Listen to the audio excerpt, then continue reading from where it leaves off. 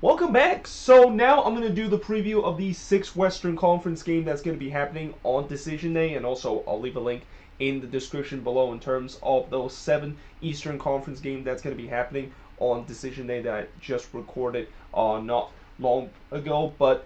if you would have asked me heading into this Decision Day which conference I think is going to be more chaotic heading into the final game of the season, it's got to be the Western Conference. I mean, the Western Conference, not only the fact that there is that battle for that top seed in the West between the Seattle Sounders, Sporting KC, and Colorado Rapids, but we also have 3 spots that's up for grabs for playoffs, and 5 teams are fighting those. And we start off by talking about one of those teams that is fighting for those 3 spots, and that, of course, is LAFC, as they're going to be playing against one team that is going to be fighting for the top spot, and one of the 3 teams that's going to be fighting for that top spot, that is the Colorado Rapids. So the Rapids, they are going to be coming in to this game with a record of 16-10-7, while LAFC have a record of 12-9-12. And for the Rapids to get the top seed, they need to get a win in this game and hope that Seattle draw or lose, or they hope that Sporting KC draw or lose in this game, and that they, of course, will get the top seed in the West. Or actually, no, it's not that they hope that the Sounders draw or lose, or a win and Sporting KC draw or lose. I actually meant that they need both Seattle and Sporting KC to draw or lose, and them getting a win so that they can get the top seed in the Western Conference. And if they can do so, boy oh boy, I think that is probably one of the most surprising finisher of the top seed in the Western Conference, because we knew coming into this season Colorado was going to be good, but we didn't think that they were going to be a team that's going to finish at the top of the Western Conference, especially when you look at this team that, not only the fact that they are considered a very under the radar team, but with just no real star on this team, and it just kind of feel like this is a team that just kind of work hard and basically earn 3 points every time. Nowadays with the way how with the league being very star driven, and that if you want to be the best, you need to have some of the best players. You need to have like a star that produce well. The Rapids are proving being that wrong, and that again they can finish at that top spot in the West. You could say that they're probably one of the most surprising teams to win the Western Conference, at least in these past couple of years. Now they're going to be playing against an LAFC team that they're definitely looking to trying to prevent an embarrassing season, as they do still have a shot of making the playoffs. And even though that draw, of course, against Vancouver really looked like their playoff picture was very bleak, it's actually a little brighter with how the other resort is, and the fact that they can still make the playoffs if they can get a win in this game against Colorado, and hope that either Vancouver loses or Sporting KC, or not Sporting KC, or Real Salt Lake lose or tie in their game. But it's not going to be easy, because LAFC have to face against a Rapids team that has been very good this season at home. I think they only have lost 1 time this season at home, and that's all the way back in the first game of the season when they lost to Austin FC. So yeah, they need to do something that no other team besides the expansion team this season that is able to do so. And if they can do that, they also have to hope that Vancouver, of course, lose, or RSL lose or tie, so that they can, of course, make it to the playoffs. And I believe they will sneak in as the number 7 seed. I mean, right now for this team, it's pretty obvious that this is just a team that needs to get into the playoffs, because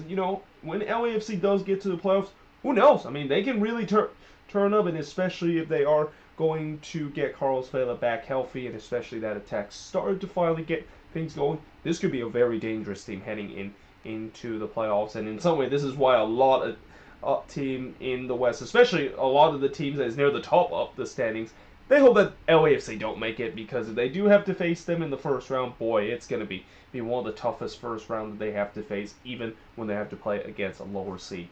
But now moving on, in terms of the next match, is going to be Sporting KC versus RSL. So this is kind of very similar to this game between the Rapids and LAFC, where you have one team that is battling for the top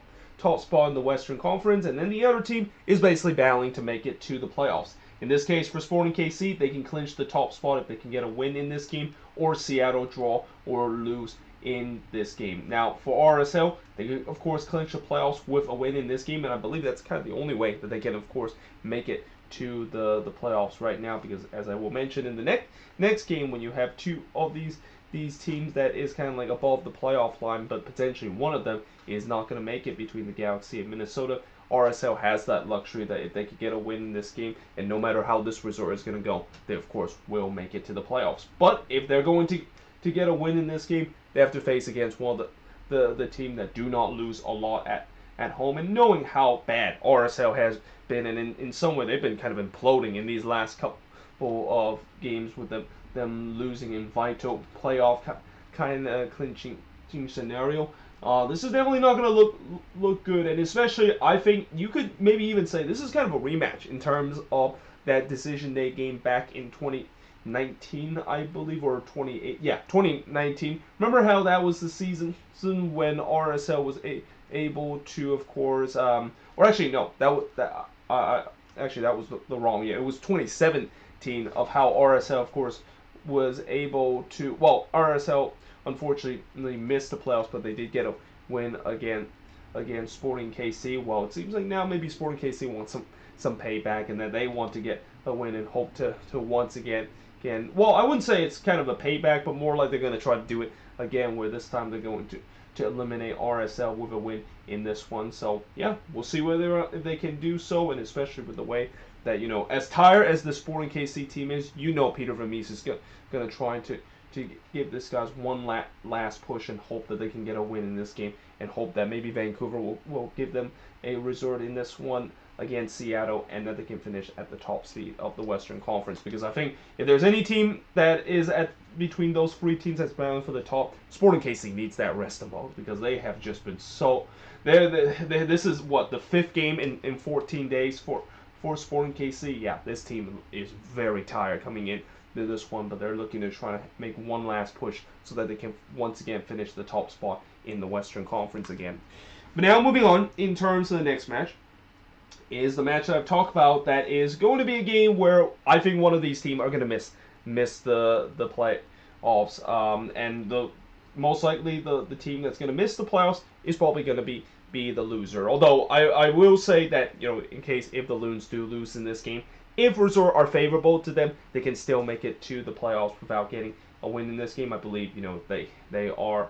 If they're going to lose this game against Minnesota, they're going to have to hope that RSL, of course, also lose to Sporting KC or draw against Sporting KC, and they of course make it to the playoffs. But that being said, a win in this game or a draw in this game will be ideal, because they're about to face against a Galaxy team that, yeah, they needs to get a win in this game if they are going to make it to the playoffs. I think there's also other ways that they can make it. They can maybe get a draw in this game and hope RSL does lose, and also hope LAFC also draw or lose their game against Colorado and they make it to the playoffs. But either way, for both of these teams, or at least especially for the Galaxy, they need to of course want to get a win so that they can clinch playoff position. And it's also kind of a game where, that old saying, you don't want to just rely on your other team, and you want to control your own destiny. For the Galaxy, they're kind of controlling their own destiny of the fact that they get a win in this game and they're in the playoffs. And the same goes with Minnesota. They control their destiny, and they're kind of the highest team right now in terms of this five-way battle for free spots in the playoffs, where they can afford to not have to get a win in this game and just getting a draw in this game, and they can make it through. But what I'm worried about this team is the fact that, besides that big win that the Loons has in the last game against Sporting KC, in big moments this team has not come through very often. And this is also a game I'm just really concerned that Adrian Heath is just going to do what he usually do, and especially he knows how the math is, and that all he needs is for this team to just kind of park the bus and hope to hold on for dear life. And against this Galaxy team that, especially on this attack, having Chicharito back in the starting 11 have definitely made their attack much more fearsome. Yeah, I just think that it would be really dumb if Adrian Heath decided to just kind of park the bus and hope to get a point out of this game. But knowing how these kind of game is like that, I have a feeling he's going to try to do so, and I am literally going to pull my hair out when I have to kind of almost hold my breath when I watch this game, especially watch this game along with me going to this game between the Quakes and FC Dallas, because it's going to be a really nerve-wracking 90 minutes. And again, let's just hope that Minnesota can get a win in this game or get a draw in this game so that they don't have to worry about what other resort is going to happen in this one. But now, moving on, in terms of the next match, is going to be Portland versus Austin. So these next two games, I'm going to go by very quickly in terms of previewing this, because these next two Western Conference games are kind of meaningless, because for this one, there really isn't anything to play for. The Timbers already not only locked up playoff position, but they can't really finish any higher than 4th place or any lower than 4th place. And I think in some way they're kind of glad that they got that big victory against RSL to pretty much get them into the spot, because guess who they're going to be playing on decision day? Oh yeah, that's right. It's that team that is kind of like their biggest nemesis this season. That is Austin FC, who has a record of 9-4-20. And this Austin team, like out of all the teams that have been eliminated this season, this is a team that is probably played the hardest and have really. They look like a team that just haven't give up yet and haven't accept the fact that they're eliminated, but don't tell that to Josh Wolf team. They're playing like they still have playoff aspiration left in their season, and I can guarantee you they're going to try to do the same thing here, because like I said, there's just something about Austin. They have the Timbers number this season, and albeit yes, those two games were at Q2 Stadium, and Austin of course gets the home field advantage out of that. But when you are able to do well against your opposition, and especially able to do well twice in the season, there's just something tells me that they just have Portland number, and whatever Josh Wolf it does with this team whenever he plays against the Timbers, he just knows how to play against them. And again, this is why the Timbers, they're very thankful that they were able to win against RSL, because they rather play against Austin in a meaningless game, and even if they lose, of course, it doesn't really matter. They're still going to be finished 4th position in the West, compared to if they do lose that game against RSL, and now all of a sudden they open the door for that 4th position. And if they lose to Austin in this one, they could potentially find themselves losing that home field advantage heading into the playoffs. So yeah, again, that's why for the Timbers it was so important that they won that game against RSL, because they definitely do not want to face the situation where they have to get a win or get a draw or rely on other team to hold on to home field advantage against their biggest nemesis, that is Austin FC. But speaking of the next game, that of course is meaningless, and that, of course, is the Quakes versus FC Dallas. And hey, remember how in the beginning of the season I thought this was a game where it's going to be between two teams that is going to be fighting for that last playoff position? Yeah, about that. This is why, when I make prediction, you always have to take a grain of salt, because usually, most of the time when I make prediction, it can usually go very wrong, and boy was I wrong about the fact that it turns out this is the only game that is between both teams that is out of playoff contention, and in many ways this is pretty much the most meaningless game of this season. But that being said, I am still going to go to this game, because this could be potentially the final game of seeing Chris Wondolowski play for the Quakes. I know Wando hasn't officially announced his retirement yet, but I'm just going to probably assume it's going to happen, or he probably maybe is going to announce it in the off season. Whereas for FC Dallas, this could be also the last game for Ricardo Pepi, and I definitely are looking forward to see him, and if he does score a goal against the Quakes, which by the way, in that last meeting, Ricardo Pepi was the only goal scorer for Dallas in that 3-1 loss against the Quakes. And I don't want to cheer in the stands when he scored that, because if I cheer, people will feel like I'm just kind of a traitor to the Quakes, and I'm not a real Quakes fan. And also, it's kind of a bad look if you're rooting for the home team and you're basically cheering when the opposition, of course, score a goal. But I'm just kind of quietly clap and kind of quietly cheer when Ricardo Pepi score a goal, because like I said, he's really the next best thing, and I really think that he could be a guy that is the future for this U.S. men's national team, especially in that number 9 position. And again, it's just such an honor to see him play one more time before most likely he's going to be shipped off to Europe. But that also goes the same with the Quakes, that the fact that if this is indeed going to be the last game for Wando, let's just hope that he's going to go out with a bang, and maybe even do what he did to break the record of being the MLS all-time goal scorer. Score maybe a hat trick against Dallas and get a win to pretty much salute his season. By the way, they're also giving out Wando for forever hats in this game, so maybe the Quakes are kind of hinting that indeed this is the final ever game that Wando is going to be play for the Quakes. But let's just hope that is not the case, and maybe let's hope that he will be back next season. Maybe like next season is indeed his swan season, because it's just such a shame the fact that if Wando does retire this season, this is probably the way that we thought it was going to happen, which is years of him carrying this team but unable to get into the playoffs, and unfortunately he's going to have to retire without getting a championship for him, and once again seeing this team miss out on the playoffs. But that being said, now moving on into the final game on this board. And that, of course, is Vancouver versus the Seattle Sounders. So after we talk about these two meaningless games, now let's talk about a game that actually has a lot of meaning. And that, of course, is this one where, once again, this is kind of like the one between Sporting KC versus RSL and the Colorado versus LAFC game, where you have one team that is battling for the top spot in the Western Conference, and then you have one team that is just simply battling to try to make it to the playoffs. And in this case, the Whitecaps is that team, and it's pretty simple for them that if they can get a win or a draw in this game, they of course will make it to the playoffs. Whereas for the Seattle Sounders, they pretty much can clinch top seed if they can get a win or a draw, or if Sporting KC and Colorado, of course, draw or loss or whatever result that they get better than what Sporting KC and Colorado has, they of course will clinch the top seed of the West, because they currently have a 1-point lead in terms of that top seed in the Western